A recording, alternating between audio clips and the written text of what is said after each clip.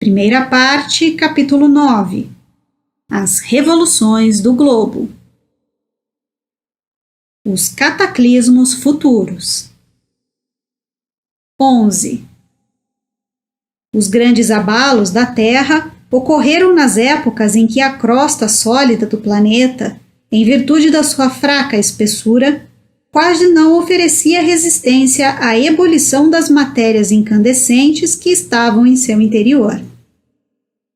Os abalos foram diminuindo em quantidade e em intensidade à medida que a crosta se consolidava. Inúmeros vulcões já se acham extintos, enquanto outros foram soterrados por terrenos que se formaram posteriormente.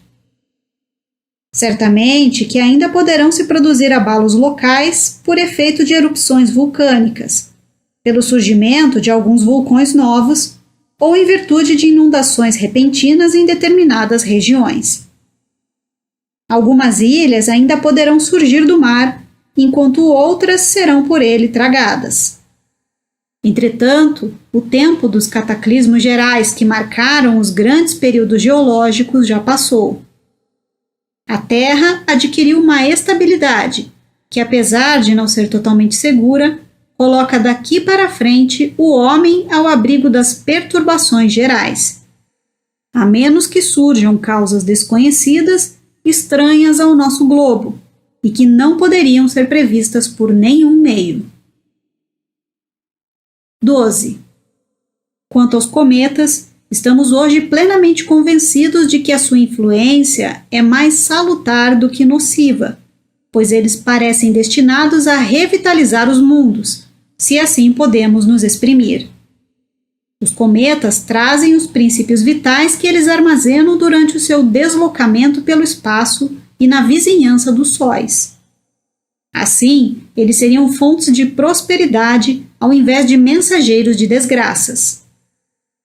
Pela natureza fluídica dos cometas, hoje bem comprovada, não é mais de se temer um choque violento com o nosso planeta, porque, se um deles encontrasse a Terra, seria a Terra que atravessaria o cometa, como se passasse através de um nevoeiro.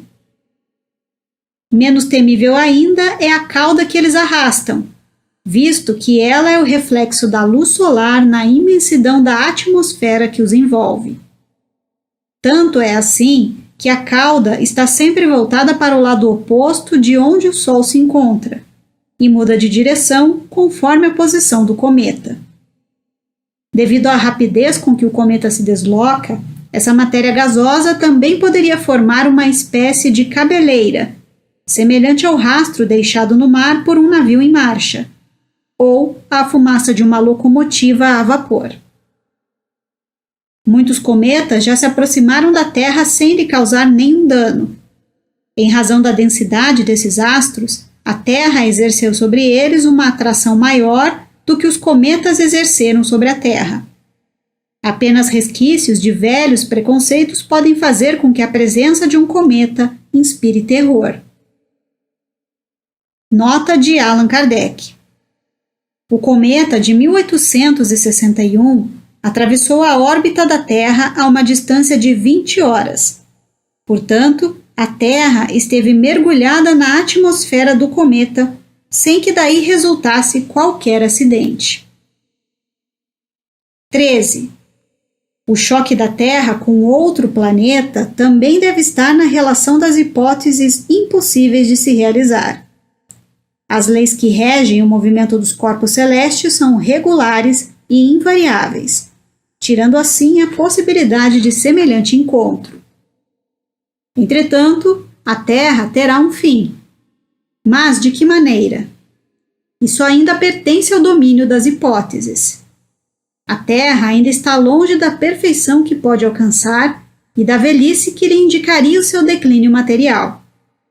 Seus habitantes atuais podem estar certos de que esse fato não ocorrerá no decorrer do tempo em que eles vivem. 14. Analisando fisicamente, a Terra sofreu os cataclismos da sua infância. Entrou agora num período de relativa estabilidade, ou melhor, num período de progresso pacífico, que se realiza pelo retorno regular dos mesmos fenômenos físicos e pela colaboração inteligente do homem. Porém, ela ainda está em pleno trabalho de gestação do seu progresso moral, em função dos homens que a habitam nesse momento. No progresso moral, residirá a causa das suas maiores comoções. Até que a humanidade tenha crescido suficientemente em perfeição, pela inteligência e pela prática das leis divinas, as maiores perturbações serão causadas mais pelos homens do que pela natureza, ou seja, serão antes morais e sociais do que físicas. O aumento e a diminuição do volume da Terra. 15. O volume da Terra aumenta, diminui ou permanece constante. Alguns, para sustentar que o volume da Terra aumenta, se baseiam no fato de que as plantas dão ao solo mais do que dele retiram, o que é verdade num sentido, mas não em outro. As plantas se nutrem tanto, e até mais, de substâncias gasosas que absorvem da atmosfera, do que de substâncias que sugam por suas raízes. Ora, a atmosfera é parte integrante do globo e os gases que a constituem provêm da decomposição dos corpos sólidos. Ao nascerem de novo, esses corpos sólidos retiram da atmosfera o que haviam fornecido quando da sua decomposição. É uma troca, ou melhor, uma transformação que está sempre ocorrendo, de tal sorte que o crescimento dos vegetais e dos animais se dá com o auxílio dos elementos que constituem o globo. Os despojos desses animais e vegetais, por mais consideráveis que sejam, não acrescentam um átomo à massa da Terra. Se, pela decomposição dos animais e vegetais, a parte sólida do globo terrestre aumentasse de modo permanente, isso só seria possível se a atmosfera diminuísse na mesma proporção, o que faria com que ela se tornasse imprópria à vida se não recuperasse pela decomposição dos corpos sólidos o que perde na composição deles. Na origem da Terra, as primeiras camadas geológicas se formaram de matérias sólidas momentaneamente evaporadas, por efeito da alta temperatura. Essas camadas se condensaram mais tarde pelo resfriamento e se precipitaram. É bem verdade que tais camadas elevaram um pouco a superfície do solo, mas sem acrescentar nada à massa total, uma vez que ali havia apenas um deslocamento de matéria em estado de vapor para matéria em estado sólido. Quando a atmosfera conseguiu expurgar os elementos estranhos que continha em suspensão, ela entrou no seu estado normal e as coisas seguiram seu curso regular. Hoje, a menor modificação na constituição da atmosfera acarretaria, forçosamente, a destruição de seus atuais habitantes. Mas também é provável que novas raças se formassem para viver em outras condições. Considerada desse ponto de vista, a massa do globo, isto é, a soma das moléculas que compõem o conjunto de suas partes sólidas, líquidas e gasosas, é incontestavelmente a mesma, desde a sua origem. Se a Terra experimentasse uma dilatação ou uma contração, o seu volume aumentaria ou diminuiria, sem que a massa sofresse qualquer alteração. Portanto, se a Terra aumentasse de massa, seria por efeito de uma causa externa, visto que ela não poderia tirar de si mesma os elementos necessários para esse aumento. Existe uma opinião segundo a qual o globo aumentaria de massa e de volume pela chegada de matéria cósmica interplanetária. Essa ideia nada tem de racional, mas ela é hipotética demais para ser aceita como princípio.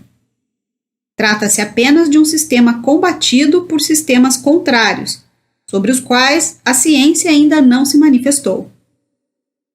Sobre esse assunto, eis a opinião do eminente espírito que ditou os sábios estudos uronográficos descritos no capítulo 6 desta obra, Galileu.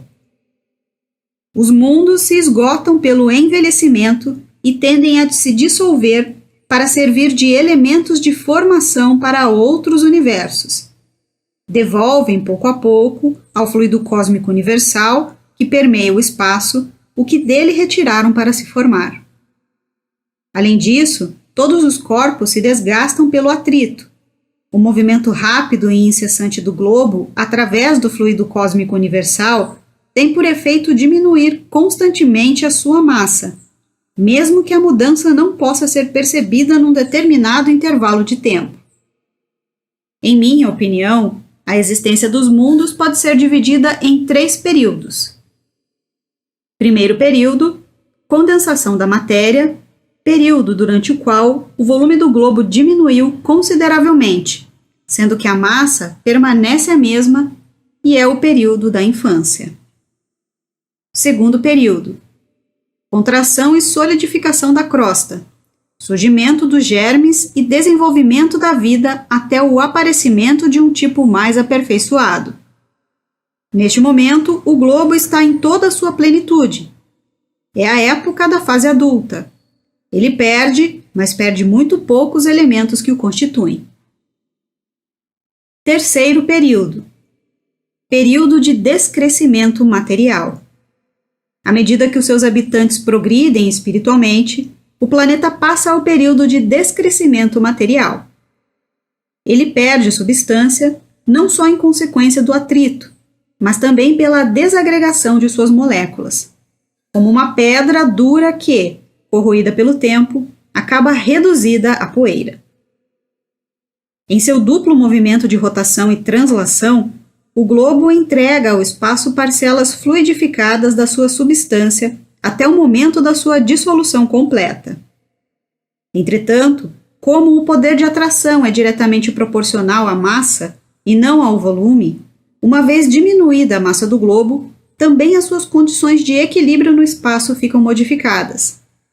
Dominado por globos maiores, aos quais ele não pode fazer contrapeso, não pode opor resistência, pois sua massa diminuiu, resultam daí desvios em seus movimentos, que acarretam profundas mudanças nas condições de vida em sua superfície. Assim, nascimento, vida e morte, ou infância, fase adulta e decrepitude, são as 3 fases pelas quais passa toda a aglomeração de matéria orgânica ou inorgânica. Apenas o espírito, que não é matéria, é indestrutível. Galileu, Sociedade Espírita de Paris, 1868.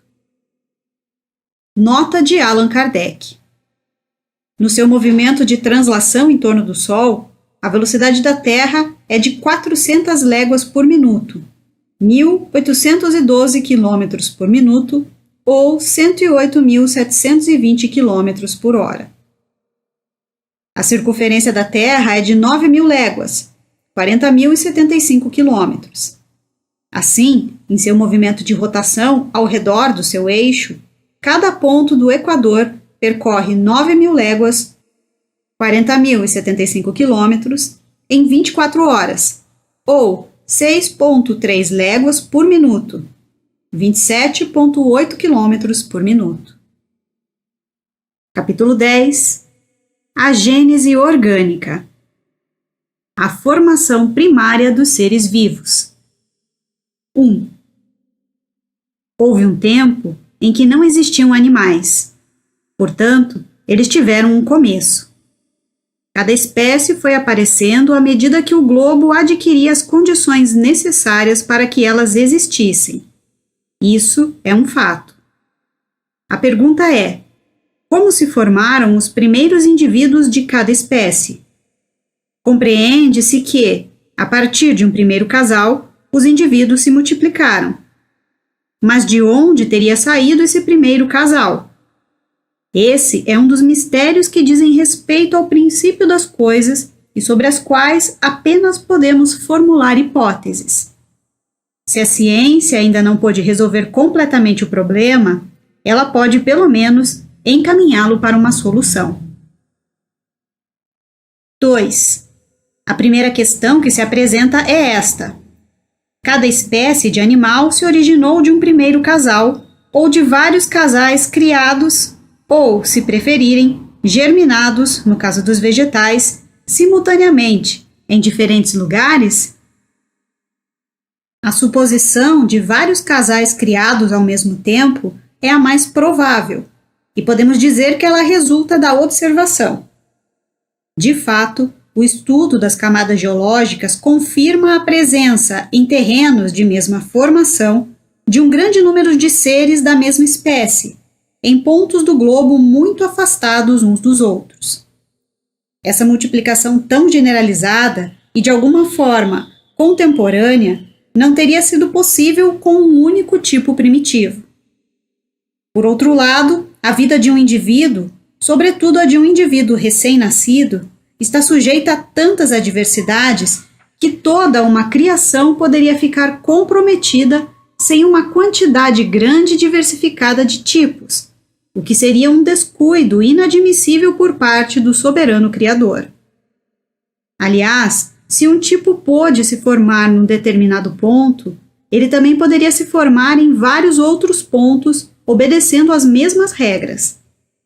Portanto, tudo concorre para comprovar que houve uma criação simultânea e múltipla dos primeiros casais de cada espécie animal e vegetal. 3. Por analogia, podemos deduzir que a formação dos primeiros seres vivos obedece à mesma lei que formou e ainda forma todos os dias os corpos inorgânicos. À medida que aprofundamos o estudo sobre as leis da natureza, as engrenagens, que à primeira vista pareciam tão complicadas, vão aos poucos se simplificando e se confundindo na grande lei de unidade que preside a toda a obra da criação. Isso será melhor esclarecido quando estiver compreendida a formação dos corpos inorgânicos, que é o primeiro degrau da lei de unidade. 4. A química considera algumas substâncias como sendo básicas. São elas: o oxigênio, o hidrogênio, o azoto ou nitrogênio, o carbono, o cloro, o iodo, o flúor, o enxofre, o fósforo e todos os metais. Essas substâncias, ao se combinarem, formam os corpos compostos, que são os óxidos, os ácidos, os álcalis, os sais e as inúmeras variedades que resultam da combinação dessas substâncias básicas. A combinação de dois corpos para formar um terceiro requer algumas circunstâncias especiais, tal como um determinado grau de calor, de secura ou de umidade, de repouso ou de movimento, de uma corrente elétrica, e assim por diante. Se essas condições não existirem, a combinação não se realiza. 5. Quando há combinação, os corpos que participam perdem as suas propriedades características, enquanto o composto resultante adquire novas propriedades, que são diferentes das que possuíam os primeiros corpos. É assim que o oxigênio e o hidrogênio, que são dois gases invisíveis, ao se combinarem quimicamente, formam a água, que é líquida, sólida ou vaporosa, conforme a temperatura. Na água não existe mais, a bem dizer, nem o oxigênio nem o hidrogênio, mas um novo corpo. Se essa água for decomposta, os dois gases voltam a ficar livres e recuperam suas propriedades. Quando isso acontece, a água deixa de existir. Assim, a mesma quantidade de água pode ser alternadamente decomposta e recomposta ao infinito. 6. A composição e a decomposição dos corpos se realizam em consequência do grau de afinidade que os princípios elementares possuem entre si. A água, por exemplo, é o resultado da afinidade recíproca que existe entre o oxigênio e o hidrogênio. Entretanto, se colocarmos em contato com a água um corpo que tenha mais afinidade com o oxigênio do que o oxigênio tem com o hidrogênio que está na água, a água vai se decompor. O oxigênio é absorvido e o hidrogênio torna-se livre, e já não teremos mais a água. 7. Os corpos compostos formam-se sempre em proporções definidas, ou seja, pela combinação de uma quantidade determinada dos princípios que os constituem. Assim, para formar água, são necessárias uma parte de oxigênio e duas de hidrogênio. Se duas partes de oxigênio se combinarem com duas partes de hidrogênio, em vez de água, teremos o dióxido de hidrogênio, que é um líquido corrosivo, apesar de ser formado pelos mesmos elementos que entram na composição da água, só que numa outra proporção. 8. Essa é, em poucas palavras, a lei responsável pela formação de todos os corpos da natureza. A infinita variedade desses corpos resulta de um pequeno número de princípios elementares em proporções diferentes. Por exemplo, o oxigênio, combinado em certas proporções com o carbono, forma o ácido carbônico. Com o enxofre, forma o ácido sulfúrico. E com o fósforo, forma o ácido fosfórico. O oxigênio e o ferro formam o óxido de ferro ou a ferrugem. O oxigênio e o chumbo, ambos inofensivos, dão origem aos óxidos de chumbo, tais como o litargírio, o avaiade e o mínio, que são venenosos. O oxigênio com o metal chamado cálcio forma a cal, com o sódio forma a soda, com o potássio forma a potassa. A cal, quando se junta ao ácido carbônico, forma os carbonatos de cal ou pedras calcárias, tais como o mármore, o giz, a cré, greda branca, a pedra de construção, as estalactites das grutas. A cal, quando reage com o ácido sulfúrico, forma o sulfato de cal ou o gesso e o alabastro. Quando reage com o ácido fosfórico, forma o fosfato de cálcio, que é a base sólida dos ossos. O cloro e o hidrogênio formam o ácido clorídrico. O cloro e o sódio formam o cloreto de sódio ou o sal marinho, o sal de cozinha. 9. Todas essas combinações e milhares de outras se obtêm artificialmente em pequenas quantidades nos laboratórios de química. Porém, no grande laboratório da natureza, elas se realizam espontaneamente e em grande escala. Em sua origem, a Terra não continha essas matérias combinadas, continha apenas os princípios que as constituíram e ainda de forma volatilizada. Quando as terras calcárias e outras que se tornaram pedregosas com o tempo se depositaram na superfície, as matérias compostas ainda não existiam inteiramente formadas, porque as suas substâncias primitivas se encontravam no ar em estado gasoso. Essas substâncias se precipitaram pelo efeito do resfriamento e, sob a influência de circunstâncias favoráveis, se combinaram conforme o grau de suas afinidades moleculares.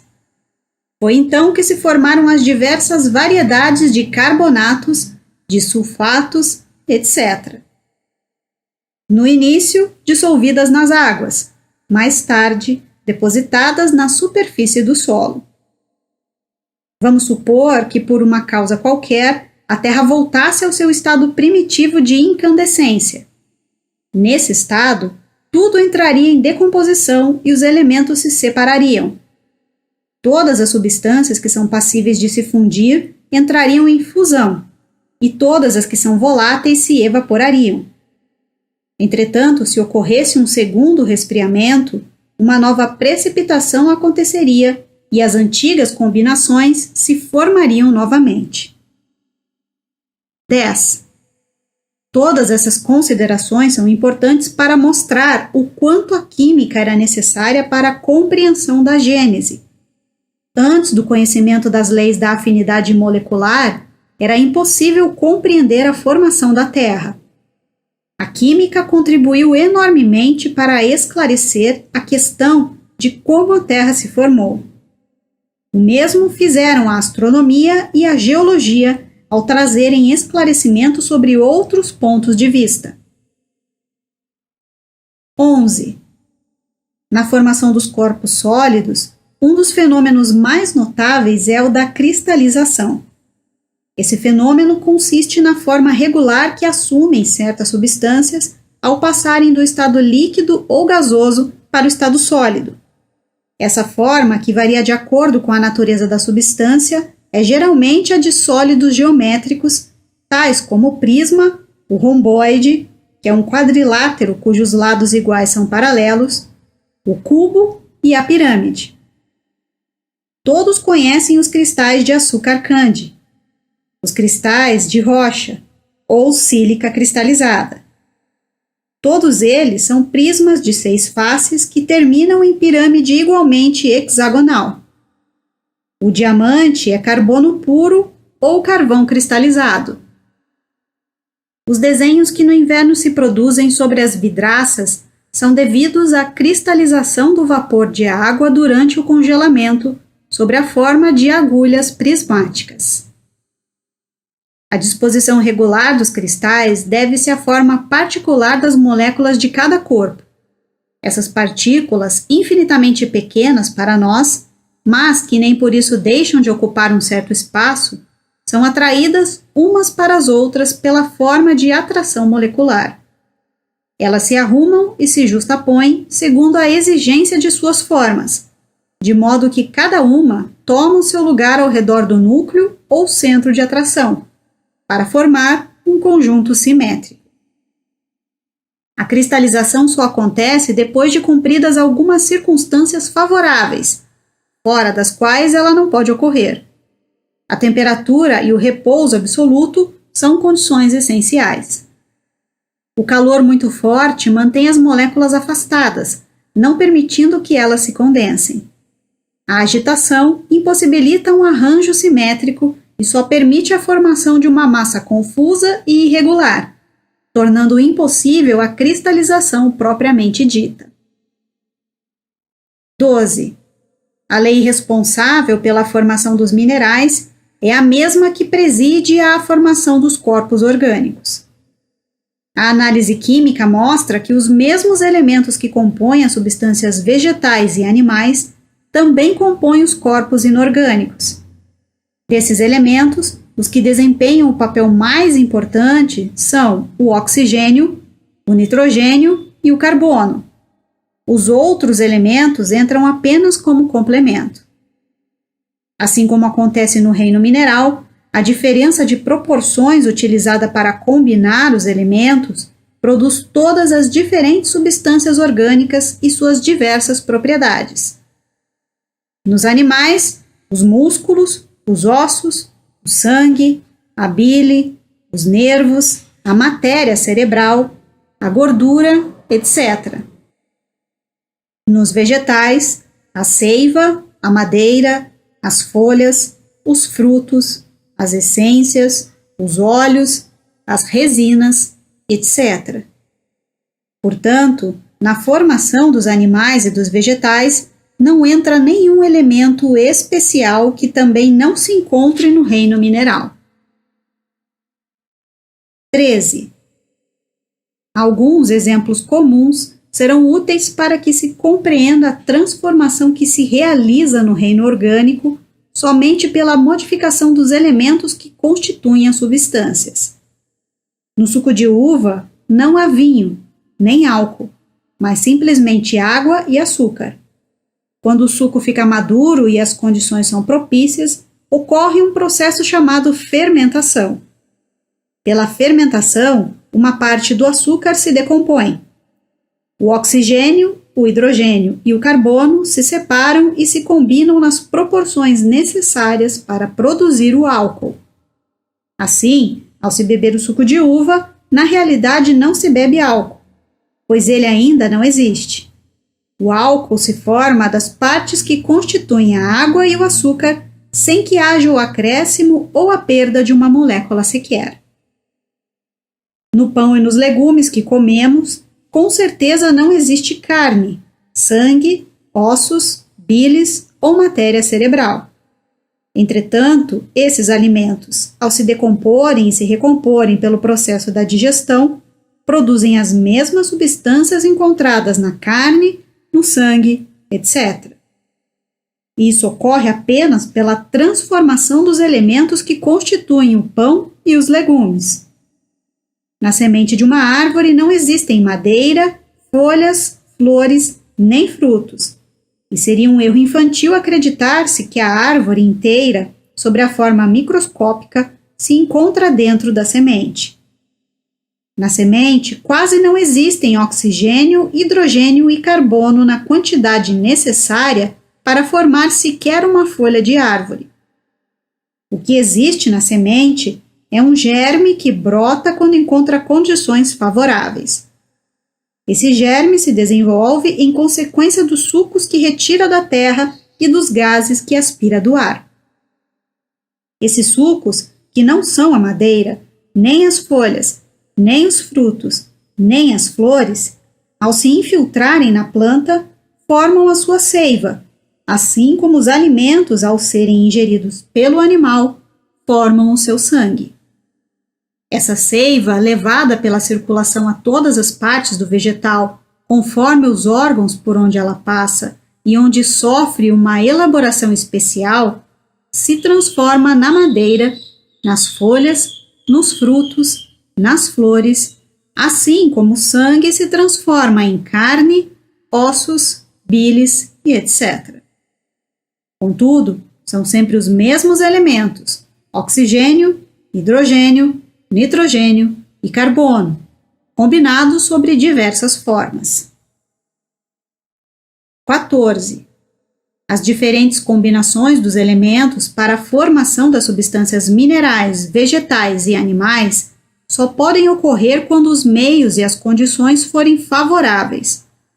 Fora dessas condições favoráveis, os princípios elementares encontram-se numa espécie de inércia. Entretanto, assim que as condições se tornam propícias, inicia-se todo um trabalho de elaboração. As moléculas entram em movimento, se agitam, se atraem, se aproximam, se afastam, e tudo isso obedecendo às leis das afinidades, que por suas múltiplas combinações compõem a infinita variedade de substâncias. Quando essas condições propícias desaparecem, o trabalho cessa subitamente, para recomeçar quando elas novamente estiverem presentes.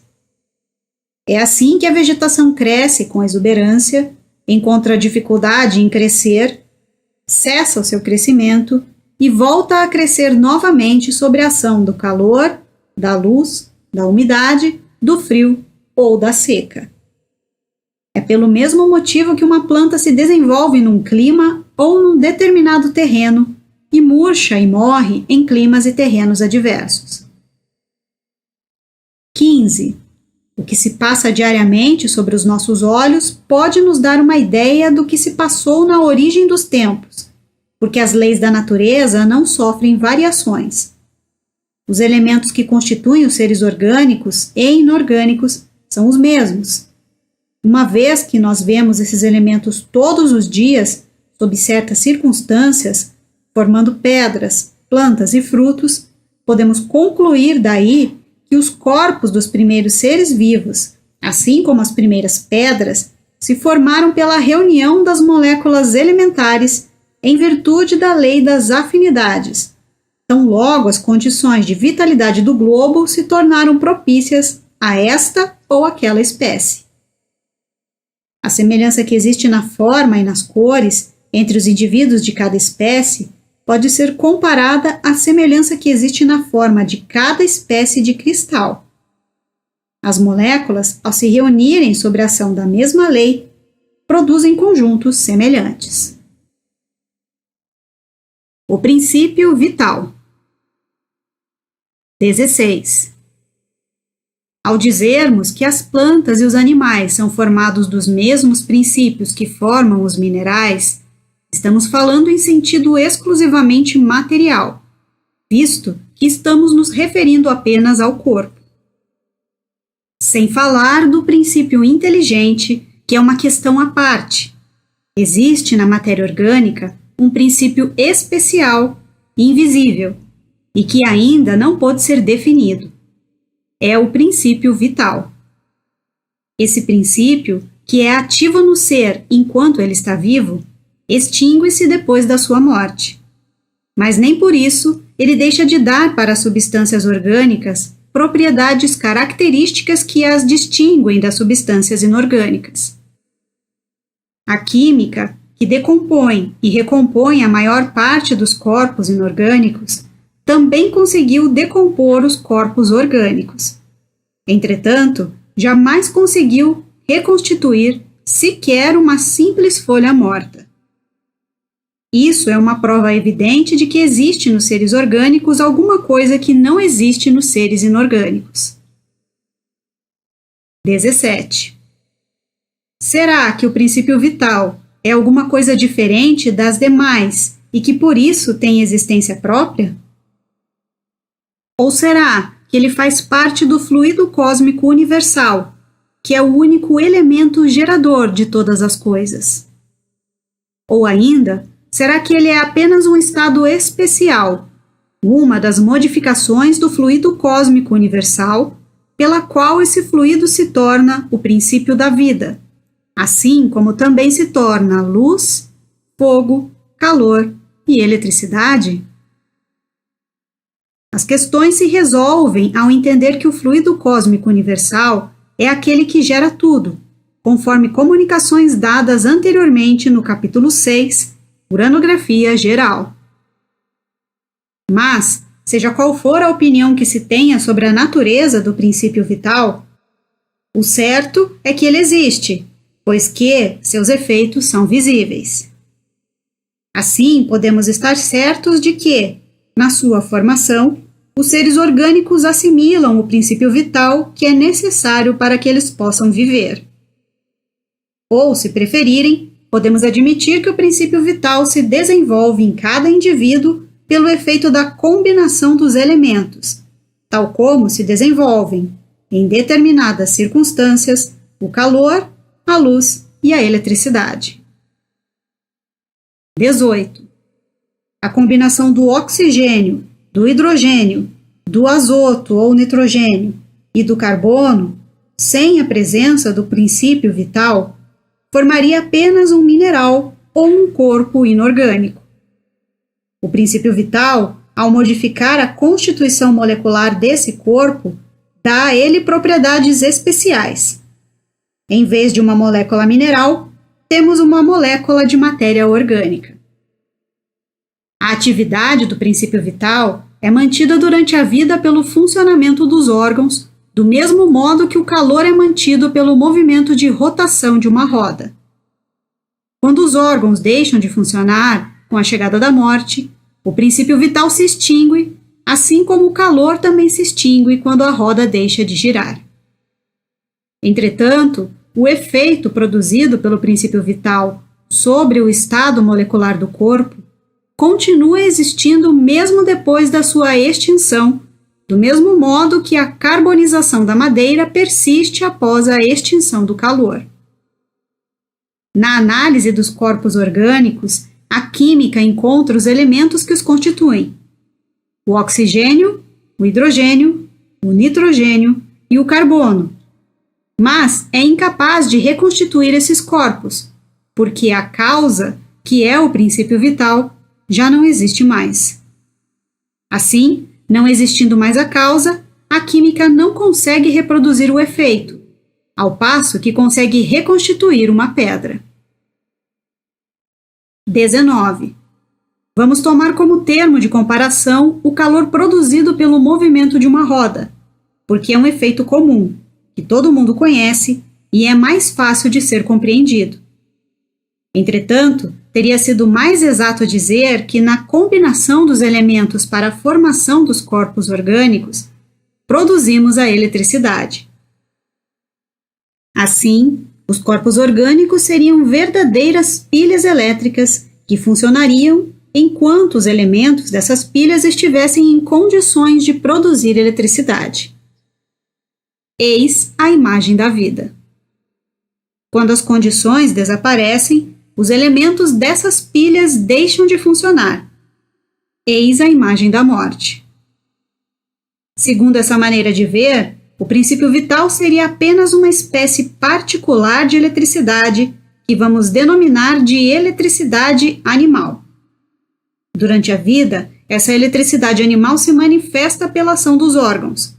Quando a ação dos órgãos deixa de atuar, a produção dessa eletricidade desaparece e sobrevém a morte.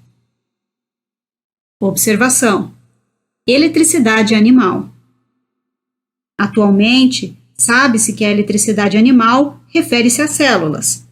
O metabolismo celular, na troca iônica entre o sódio e o potássio, produz uma diferença de potencial elétrico, ou seja, produz eletricidade animalizada, visto que é realizada por um ser vivo, a célula. Com a morte da célula, cessa a produção de eletricidade resultante do metabolismo celular, do conjunto dos órgãos e do corpo físico como um todo. Guilom Ribeiro com adaptações. A geração espontânea. 20. É natural que se pergunte por que já não se formam mais seres vivos nas mesmas condições em que se formaram os primeiros que surgiram na Terra. A questão da geração espontânea, que tanto preocupa a ciência, mesmo que já tenha sido resolvida por diversos modos, não pode deixar de vir nos esclarecer sobre esse assunto. O problema proposto é o seguinte: formam-se atualmente, de modo espontâneo, seres orgânicos pela simples reunião dos elementos que constituem esses seres, sem germes previamente produzidos pelo modo habitual da reprodução, ou seja, sem um pai e uma mãe? Os partidários da geração espontânea respondem que sim, e apoiam-se em observações diretas que parecem ser conclusivas. Existem aqueles que pensam que todos os seres vivos se reproduzem uns pelos outros e dão como testemunho o fato que a experiência comprova de que os germes de certas espécies vegetais e animais, mesmo separados, podem conservar a vitalidade latente durante um tempo considerável, até que as circunstâncias sejam favoráveis ao seu nascimento.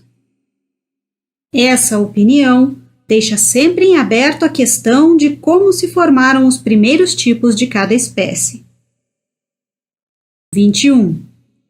Sem discutir as duas teorias, a da geração espontânea e a da reprodução, convém observar que o princípio da geração espontânea só pode ser aplicado aos seres das ordens mais inferiores dos reinos animal e vegetal. Para aqueles seres onde a vida começa a despontar e cujo organismo, extremamente simples, é de algum modo rudimentar. De fato, foram esses seres simples os primeiros que surgiram na Terra e cuja formação deve ter sido espontânea. Se isso for verdadeiro, teríamos uma criação permanente igual a que se produziu nas primeiras épocas do mundo. 22. Mas, então, por que os seres de organização mais complexa não se formam da mesma maneira? É um fato verdadeiro que esses seres não existiriam desde sempre. Portanto, eles tiveram um começo. Se o musgo, o líquen, o zoófito e o infusório, um protozoário de água doce, os vermes intestinais e outros podem se produzir espontaneamente, por que não acontece o mesmo com as árvores, com os peixes, com os cães e com os cavalos? Por enquanto, as investigações param por aqui. Desaparece o fio condutor e, até que ele seja encontrado, o campo fica aberto às hipóteses. Seria imprudente e prematuro apresentar sistemas ainda não confirmados como sendo verdades absolutas. 23. Se a geração espontânea é um fato demonstrado, por mais limitado que ele seja, não deixa de ser um fato importante, um marco capaz de indicar um caminho para novas observações. Os seres orgânicos complexos não se reproduzem dessa maneira, mas quem sabe como eles começaram? Quem conhece o segredo de todas as transformações? Ao ver o carvalho sair da bolota, fruto do carvalho, quem pode afirmar que não exista um laço misterioso entre o pólipo e o elefante? No estado atual dos nossos conhecimentos, só podemos apresentar a teoria da geração espontânea permanente como uma hipótese provável e que, talvez um dia, tome lugar entre as verdades científicas incontestáveis. Ver na Revista Espírita de julho de 1868 o desenvolvimento da teoria da geração espontânea, no artigo A Geração Espontânea e a Gênese. Observações. Geração espontânea 1. Até meados do século XIX, os cientistas acreditavam que os seres vivos eram gerados espontaneamente e provinham de corpos de cadáveres em decomposição. Acreditavam que rãs, cobras e crocodilos eram gerados a partir do lodo dos rios. Essa hipótese, chamada de geração espontânea ou a biogênese, foi descartada. Pesquisadores passaram então a contestar a hipótese da geração espontânea, apresentando argumentos favoráveis à outra hipótese, a da biogênese, segundo a qual todos os seres vivos originam-se de outros seres vivos pré-existentes. Site Só Biologia com adaptações. Geração espontânea 2. É importante deixar claro que Allan Kardec utilizou os conhecimentos científicos da época em que viveu. A ciência já comprovou que a geração espontânea não existe, nem mesmo para os seres mais inferiores da criação, como os vírus e as bactérias. Kardec teve o cuidado de apresentar a teoria da geração espontânea como uma hipótese provável, e não como um princípio que fizesse parte da doutrina espírita. Evandro Noleto, com adaptações. A escala dos seres orgânicos. 24. Entre o reino vegetal e o reino animal, não existe uma linha que delimite nitidamente um reino do outro. No extremo inferior dos dois reinos estão os zoófitos ou animais plantas, cujo nome indica que eles pertencem a ambos os reinos. É o traço de união. Assim como os animais, as plantas nascem, vivem, crescem, nutrem-se, respiram, reproduzem-se e morrem. Também com os animais, as plantas precisam de luz, de calor e de água. Se faltarem esses elementos, elas definham e morrem. A absorção de um ar viciado e de substâncias deletérias as envenena. As plantas têm como característica principal o fato de estarem presas ao solo e de extraírem dele a sua nutrição, sem se deslocarem. O zoófito tem a aparência exterior de uma planta. Como planta, ele permanece preso ao solo. Como animal, ele possui uma vida mais ativa, pois extrai a sua alimentação do meio ambiente. Num degrau acima, na escala dos seres orgânicos, o animal é livre e vai procurar o seu alimento. Em primeiro lugar, encontram-se as inúmeras variedades de pólipos, com seus corpos gelatinosos sem órgãos bem definidos e que diferem das plantas apenas pela capacidade de locomoção.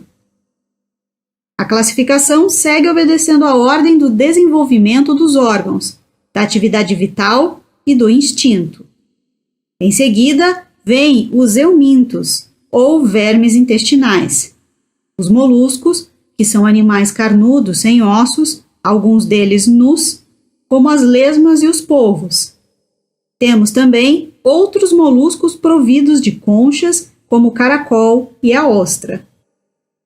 Depois vêm os crustáceos, cuja pele é revestida de uma crosta dura, como os caranguejos e as lagostas. Já os insetos possuem uma vida de espantosa atividade em que se manifesta um instinto engenhoso, como a formiga, a abelha e a aranha. Alguns insetos sofrem metamorfose, como a lagarta que se transforma em elegante borboleta. Seguindo na escala dos seres orgânicos, encontramos os vertebrados, animais que possuem esqueleto ósseo. Entre eles estão os peixes, os répteis, os pássaros e, finalmente, os mamíferos, cuja organização é mais complexa. 25. Se considerarmos apenas os dois extremos da cadeia, não existe nenhuma semelhança aparente entre esses seres. Mas, se passarmos de um elo a outro sem interrupção, chegaremos, sem que ocorra uma transição brusca, da planta aos animais vertebrados. Desse modo, é possível compreender que os animais de organização complexa são apenas uma transformação, ou, em outras palavras, um desenvolvimento gradual, a princípio insensível, da espécie imediatamente inferior, e assim sucessivamente até o ser primitivo elementar. Entre a bolota, fruto do carvalho, e o carvalho, a diferença é grande. Entretanto, se acompanharmos passo a passo o desenvolvimento da bolota, chegaremos ao carvalho, e já não vamos nos admirar que ele resulte de uma semente tão pequena. Ora, se a bolota traz consigo os elementos latentes, próprios à formação de uma árvore gigantesca, por que não aconteceria o mesmo na evolução do ácaro do elefante? Diante do exposto, compreende-se que a geração espontânea exista apenas para os seres orgânicos elementares. As espécies superiores seriam o produto das transformações sucessivas desses mesmos seres, à medida que as condições atmosféricas lhes forem ficando propícias. As espécies, adquirindo a capacidade de se reproduzir, fizeram com que os cruzamentos acarretassem inúmeras variedades. Depois que as espécies se instalaram em condições vitais favoráveis e que lhes garantiram a sustentabilidade, quem pode afirmar que os germes primitivos de onde elas surgiram não desapareceram para sempre por se tornarem inúteis? Quem nos garante também que o nosso ácaro atual seja semelhante ao que, de transformação em transformação, produziu o elefante? Assim se explicaria por que não existe geração espontânea entre os animais de organização complexa. Eles são frutos de uma evolução constante ao longo do tempo. Mesmo sem estar admitida de maneira definitiva, a teoria da evolução sucessiva dos seres orgânicos é a que tende a predominar hoje na ciência. Ela é aceita pelos observadores sérios como sendo a mais racional dentre todas as que existem. O homem corpóreo. 26. Do ponto de vista corpóreo e puramente anatômico, o homem pertence à classe dos mamíferos, dos quais difere por alguns detalhes na forma exterior. No mais, ele tem a mesma composição química que todos os animais, os mesmos órgãos, as mesmas funções, os mesmos modos de nutrição, de respiração, de excreção e de reprodução. O homem nasce, vive e morre nas mesmas condições, e quando morre, seu corpo se decompõe como tudo o que vive. Não há em seu sangue, em sua carne, em seus ossos, um átomo diferente daqueles que são encontrados nos corpos dos animais. Da mesma forma que os animais, o homem, ao morrer, também devolve à terra o oxigênio, o hidrogênio, o nitrogênio e o carbono que se haviam combinado para formá-lo. Esses elementos, por meio de novas combinações, vão formar outros corpos minerais, vegetais e animais. Essa semelhança entre os órgãos dos animais e dos homens é tão grande que é possível estudar as funções orgânicas em certos animais quando as experiências não podem ser realizadas no próprio homem. Observação. Ressurreição. A confirmação de que o homem, ao morrer, devolve à Terra o oxigênio, o hidrogênio, o nitrogênio e o carbono que se haviam combinado para formá-lo, e que depois vão participar da formação de outros corpos no reino mineral, vegetal e animal. É mais um argumento científico contra a impossibilidade da ressurreição do mesmo corpo físico que já havia morrido. 27. Na classe dos mamíferos, o homem pertence à ordem dos bímanos, aqueles que têm 2 mãos. Logo abaixo do homem vêm os quadrúmanos, aqueles que têm 4 mãos, ou os macacos. Alguns macacos, como o orangotango e o chimpanzé, possuem muita semelhança com o homem, a tal ponto de terem sido chamados durante muito tempo de homens das florestas. Assim como o homem, esses macacos caminham eretos, usam cajados, pau tosco para apoio do caminhar, constroem cabanas e levam o alimento à boca com o auxílio das mãos, sinais que também caracterizam os homens. 28. Ao observar a escala dos seres vivos do ponto de vista do seu organismo, somos forçados a reconhecer que desde o líquen até a árvore e desde o zoófito até o homem, existe uma cadeia que se eleva gradativamente, sem interrupção, na qual todos os elos, sem exceção, têm um ponto de contato com o elo anterior. Ao acompanhar passo a passo a escala dos seres, poderíamos dizer que cada espécie é um aperfeiçoamento, uma transformação da espécie imediatamente inferior. Visto que as condições do corpo humano são idênticas à dos outros corpos animais, no que diz respeito à química e à constituição, e considerando ainda que ele nasce, vive e morre da mesma maneira, o homem também deve ter sido formado nas mesmas condições que os outros. 29. Embora isso possa custar muito ao seu orgulho, ele deve se resignar ao ver em seu corpo material o último elo da animalidade sobre a terra.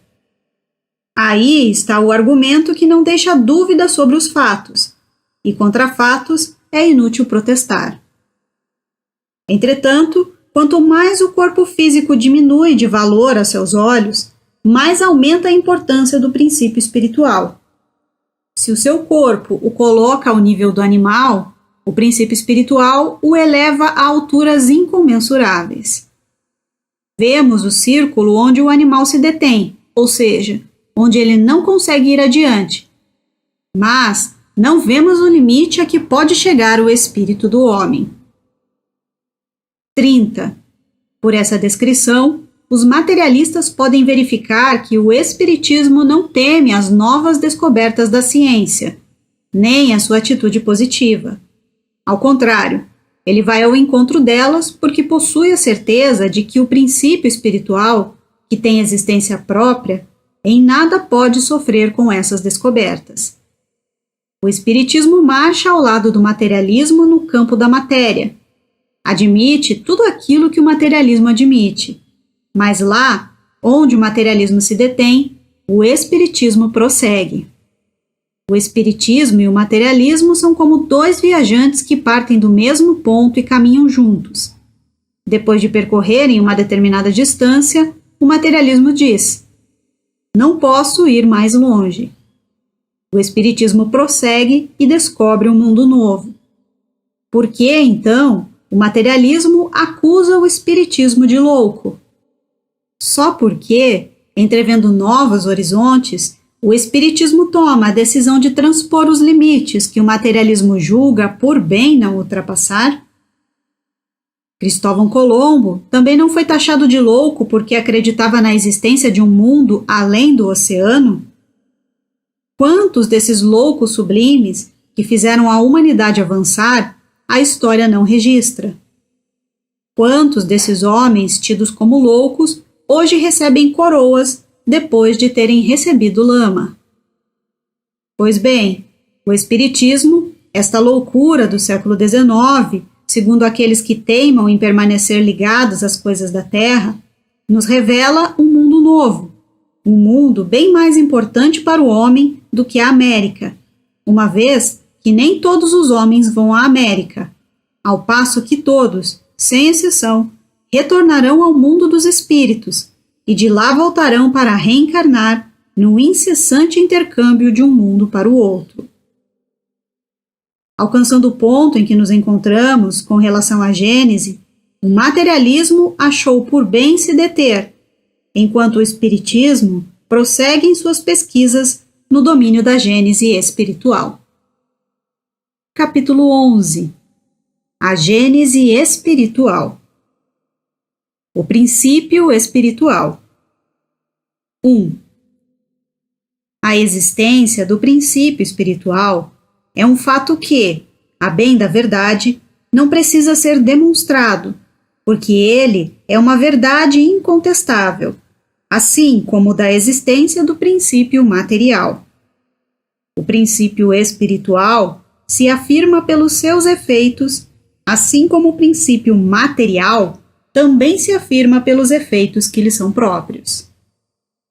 De acordo com o princípio de que todo efeito tem uma causa, logo, todo efeito inteligente deve ter uma causa inteligente. Não há quem não faça a distinção entre o movimento mecânico de um sino agitado pelo vento e o movimento desse mesmo sino acionado manualmente para dar um sinal, um aviso. Quando o sino toca para dar um aviso, ele atesta que obedece a um pensamento, a uma intenção. Ora, como não ocorre a ninguém atribuir algum pensamento à matéria que compõe o sino, conclui-se que ele é movido por uma inteligência. Assim, o sino serve de instrumento para que essa inteligência se manifeste. Pela mesma razão, ninguém pode ter a ideia de atribuir algum pensamento ao corpo de um homem morto. Se o homem, quando está vivo, pensa, é porque nele existe alguma coisa que não existe quando ele está morto. A diferença que existe entre o homem e o sino é que a inteligência que faz o sino se mover está fora dele, ao passo que a inteligência que faz o homem atuar está nele mesmo. 2. O princípio espiritual é uma consequência necessária da existência de Deus. Sem esse princípio, Deus não teria razão de ser, uma vez que não poderíamos conceber a soberana inteligência a reinar durante toda a eternidade unicamente sobre a matéria bruta. Isso seria o mesmo que um monarca terreno reinar durante toda a sua vida exclusivamente para comandar pedras. Não se pode admitir Deus sem os atributos essenciais da divindade, ou seja, a justiça e a bondade, porque essas qualidades seriam inúteis se ele tivesse que utilizá-las apenas sobre a matéria. 3. Por outro lado, também não se pode conceber um Deus soberanamente justo e bom, criando seres inteligentes e sensíveis para condená-los ao nada, depois de alguns dias de sofrimento sem compensações, referindo-se às crianças, apenas para satisfazer-se numa sucessão indefinida de seres que nascem sem terem pedido e que vivem apenas por um instante para conhecerem a dor e se extinguirem para sempre após uma existência efêmera. Sem a sobrevivência do ser pensante, os sofrimentos da vida seriam, da parte de Deus, uma crueldade sem objetivo. Eis porque o materialismo e o ateísmo completam-se mutuamente. Ao negarem a causa, o princípio espiritual, eles não podem admitir o efeito, a continuidade da vida. Ao negarem o efeito, eles não podem admitir a causa. Assim, o materialismo é coerente consigo mesmo, embora não seja coerente com a razão. 4. A ideia de que o ser espiritual é perpétuo está presente no homem desde o seu nascimento. Essa ideia se manifesta nele como uma intuição e como um desejo. Ele compreende que somente assim existe uma compensação para as misérias da vida. Essa é a razão por que sempre houve e sempre haverá mais espiritualistas do que materialistas e mais deístas do que ateus. Ao sentimento intuitivo de que o ser é eterno e à consciência de que ele raciocina, O Espiritismo vem juntar a confirmação dos fatos através da prova material da existência do ser espiritual, da sobrevivência da sua alma, da sua imortalidade e da sua individualidade. O Espiritismo vem definir e tornar preciso o que a ideia do princípio espiritual tinha de vago e de abstrato.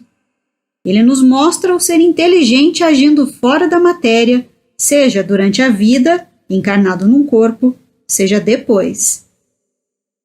Observação: deísta, aquele que admite a existência de Deus, desde que ela não esteja ligada a nenhuma religião. 5.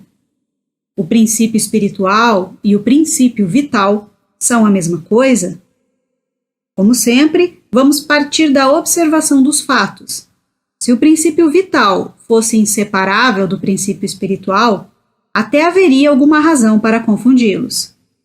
Entretanto, desde que existem seres que vivem e não pensam, como as plantas, corpos humanos que ainda estão animados de vida orgânica, quando já não existe qualquer manifestação do pensamento, uma vez que no ser vivo se produzem movimentos vitais independentes de qualquer intervenção da vontade, que durante o sono a vida orgânica se conserva em plena atividade, enquanto a vida intelectual não se manifesta por nenhum sinal exterior, será que é possível admitir que a vida orgânica reside em algum princípio que está ligado à matéria, em algum princípio que seja independente da vida espiritual, vida esta que faz parte do espírito? Ora, desde que a matéria tem uma vitalidade que é independente do espírito e que o espírito tem uma vitalidade que é independente da matéria, torna-se evidente que essa dupla vitalidade repousa sobre dois princípios diferentes. Ver capítulo 10, itens 16 e 19. 6. O princípio espiritual teria sua origem no fluido cósmico universal? Seria ele apenas uma transformação, um modo de existência desse fluido, assim como a luz, a eletricidade, o calor e etc.? Se fosse assim, o princípio espiritual estaria sujeito às instabilidades da matéria. Seria extinto pela desagregação, da mesma forma que o princípio vital. O ser inteligente teria apenas uma existência momentânea, como a do corpo físico, que ao morrer retorna ao nada, ou ao todo universal, o que dá na mesma. Resumindo, isso seria a confirmação das doutrinas materialistas. As propriedades especiais que encontramos no princípio espiritual provam que ele tem existência própria, independente, pois se a sua origem estivesse na matéria, ele não possuiria essas propriedades especiais. A inteligência e o pensamento não podem ser atributos da matéria. Desse modo, partindo dos efeitos até chegar à causa que os produz, concluímos que o elemento material e o elemento espiritual são os dois princípios que constituem o universo. O elemento espiritual individualizado constitui os seres chamados de espíritos, assim como o elemento material constitui os diferentes corpos da natureza, os orgânicos e os inorgânicos. 7.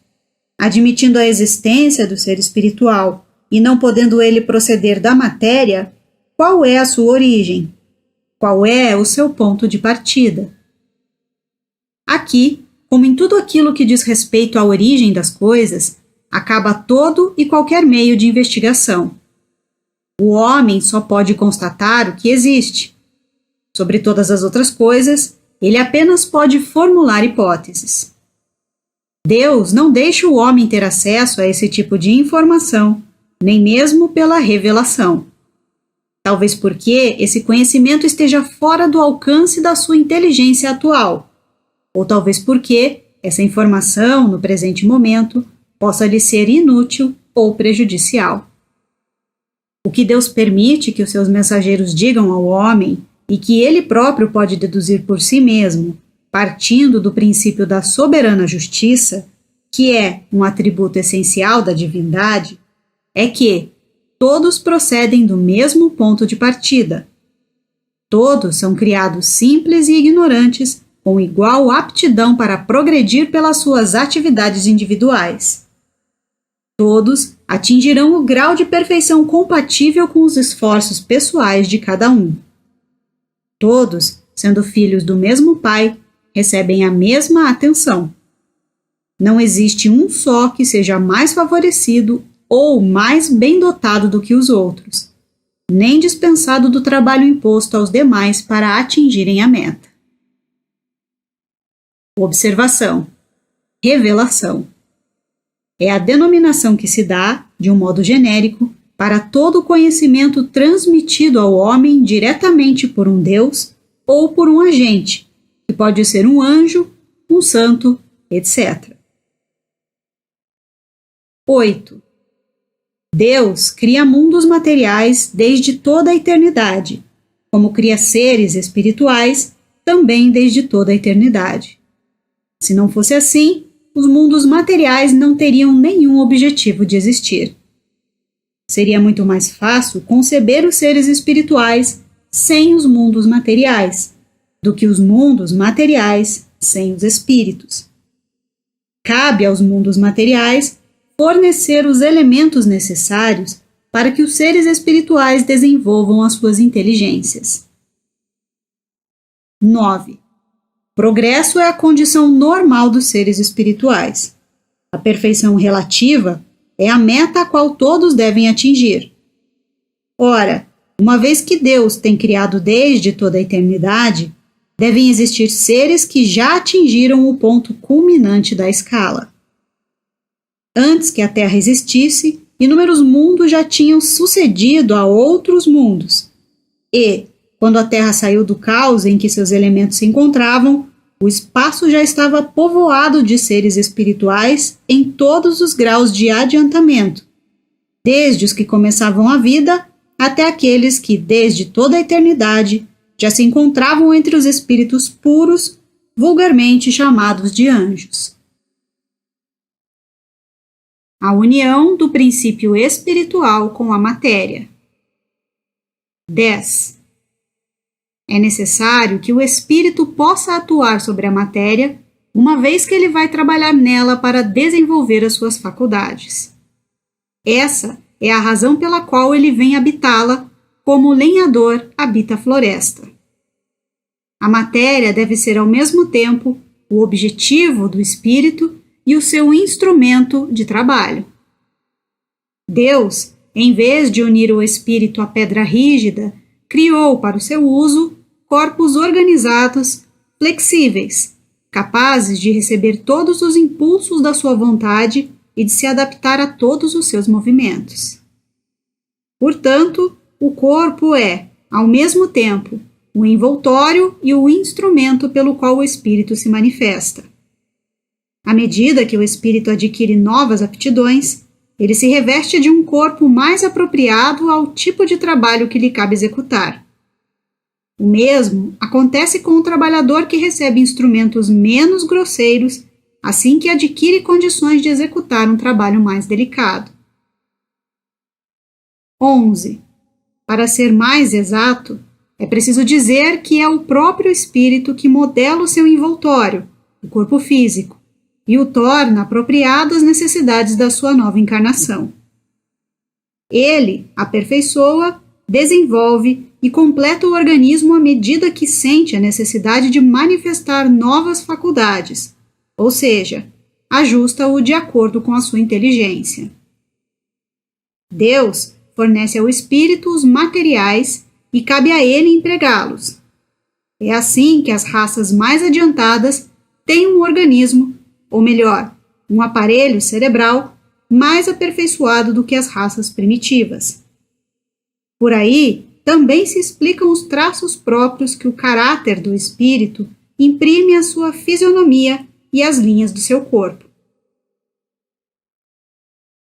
12. A partir do momento em que o espírito nasce para a vida espiritual, para que ele se adiante, é preciso que faça uso das suas faculdades, que no início são rudimentares. É por isso que ele se reveste de um envoltório, o corpo físico, adequado ao seu estado de infância intelectual. Esse envoltório ele abandona para tomar outro melhor, à medida que suas faculdades vão se desenvolvendo. Ora, como os mundos existem desde toda a eternidade, e nesses mundos nasceram corpos organizados aptos a receber espíritos, em todos os tempos, os espíritos encontraram, qualquer que fosse o grau do seu adiantamento, os elementos necessários para desenvolver a sua vida carnal. 13. Por ser exclusivamente material, o corpo físico sofre as instabilidades da matéria. Depois de funcionar por algum tempo, ele se desorganiza e se decompõe. O princípio vital, por não encontrar mais um ambiente onde ele possa exercer a sua atividade, se extingue e o corpo morre. O espírito, vendo que o corpo não tem mais vida e se tornou inútil, deixa-o, assim como se deixa uma casa que está em ruínas ou uma roupa que não serve mais. 14.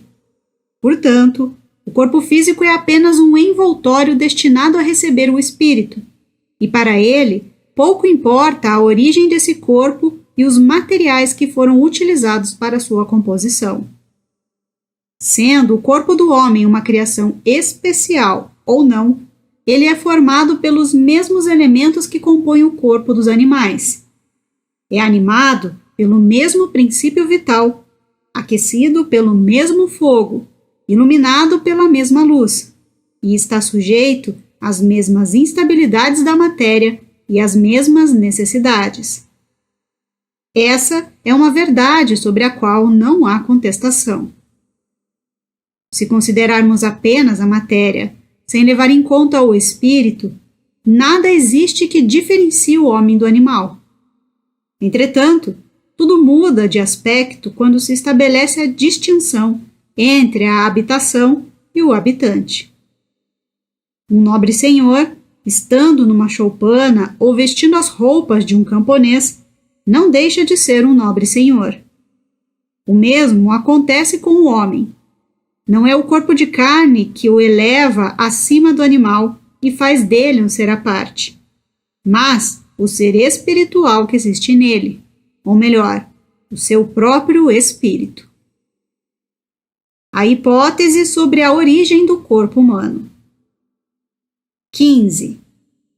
Devido à semelhança das formas exteriores que existe entre o corpo do homem e o corpo do macaco, alguns fisiologistas concluíram que o homem é apenas uma transformação do macaco.